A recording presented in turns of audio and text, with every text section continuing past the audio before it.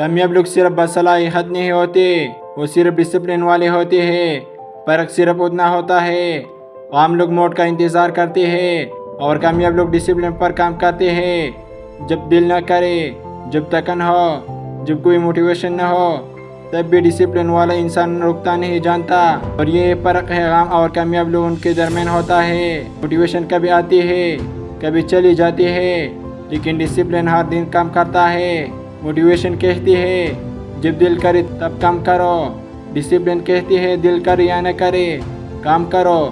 Psychology کہتی ہے جو لوگ ڈسپلن رکھتے ہیں وہ زندگی میں زیادہ کامیاب ہوتے ہیں، کیونکہ وہ موت کے محتاج نہیں ہوتے۔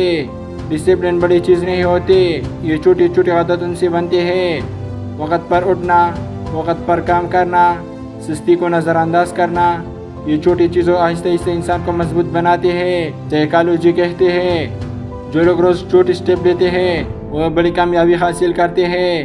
جب سب کچھ آسان ہو تو ہر کوئی کام کر لیتا ہے، لیکن جب مشکل وقت آئے تب ڈسپلن والا شخص رکنا نہیں جانتا۔ یہ لوگ تھکن کے باوجود کام کرتے ہیں اور یہ انہیں کامیاب بناتا ہے۔ یاد رکھیں، موٹیویشن آپ کو شروع کرواتے ہیں، لیکن ڈسپلن آپ کو کامیاب بناتا ہے۔